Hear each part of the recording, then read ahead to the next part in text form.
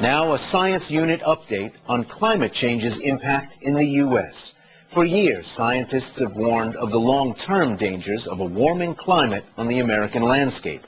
But a new government report provides a detailed assessment showing how global warming is already damaging our forests, farms, wildlife, and water supply. Some of the key findings include growing threats of wildfires, drought, and insect infestations to western forests, unpredictable and harmful rainfall patterns in regions of the country, and crop failure and other agricultural problems. For more on this report, we turn to one of its lead authors. Anthony Janetos is the director of the Joint Global Change and Research Institute at the University of Maryland. And so often we talk about global warming as a far-off future problem.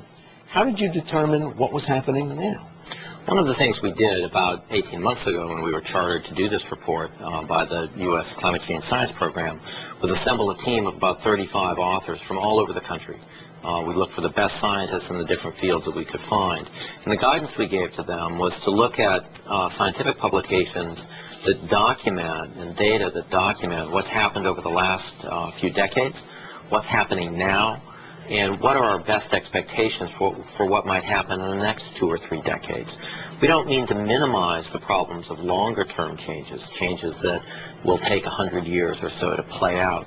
But what we specifically wanted to look at were consequences of changes in the climate system and natural resources and water resources and agriculture and forests that were relevant to today's planning horizon. We went through over 1,000 references, over 1,000 papers. We've drawn on the best available science, so sort of the most comprehensive assessment of the science of climate change impacts that's been done for the U.S. Pretty much over the last decade. And this is what we found, is that we're starting to see the impacts of changes in climate in our natural resources and ecosystems today. This is not just a problem for our children, this is a problem for us as well. And you found that, as with polar melting, everything's moving faster than models had predicted? I think these results kind of coming in the literature, but having them all in one place really does create, I think, a sense of urgency for us, for those of us who've been working on this issue for quite a long time. I think our sense is certainly that we're starting to see impacts more rapidly. They're more widespread. And their magnitude seems to be larger than we might have anticipated even 10 years ago. Now, you used, these may sound like tiny amounts to people who don't follow this, but you used the assumption that there would be 60 parts per million more of CO2 in the atmosphere, and that the temperature would go up about another 2 degrees on average. Well, that's roughly what, 2 degrees might be a little much, that's roughly what would happen over the next 3 or 4 decades. There's a lot of inertia in the climate system right now. There's a lot of heat that's essentially been trapped that will express itself, even if greenhouse gases, if their emissions are cut, which, of course, we don't know exactly what will happen there yet. And so what we wanted to do was begin to evaluate the question of, well, what are we going to have to cope with? Which consequences are we not going to be able to avoid, but that we're simply going to have to deal with? What we hope we've done is establish a scientific baseline by which those kinds of strategies for coping and adaptation can begin to be developed and can be improved. Well, just over the past week, you could see forest fires, large forest fires burning in the United States, tornadoes, a higher than average tempo of tornadic activity. Are these the kinds of things that you conclude that we'll be seeing? We've seen changes, especially in both the frequency and intensity of wildfire in forests.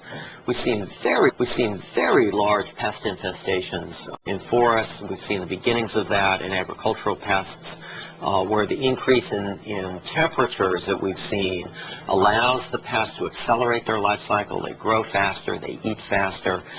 That increase in temperature in the summer months also stresses the forest. Those trees are now more susceptible to pests. They're more vulnerable to pests. Interestingly, especially in forests, warmer winters also enhance these pest infestations, because generally for many of these insect pests, they're killed off in the winter months by very low temperatures. If you don't get those really cold temperatures for long enough in the winter, the insect larvae overwinter instead of dying, and that infestation is even larger the next time around.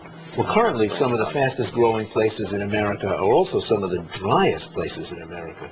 From the report, it looks like they're going to get drier? That's a very likely outcome. The precipitation and water supplies are extremely difficult to model and to forecast. All the science is certainly not in. There's a fair amount of uncertainty there.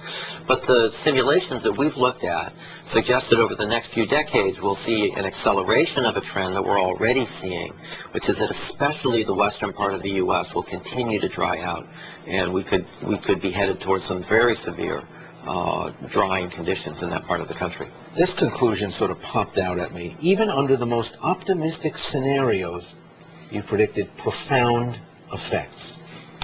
We believe that to be true. We're already starting to see them in a wide variety of resources. The most optimistic scenarios for change in the climate system for the next few decades, frankly, are all very close to one another. And so there's going to be a certain amount of change that we are going to have to adapt to, that this will be part of the overall response portfolio.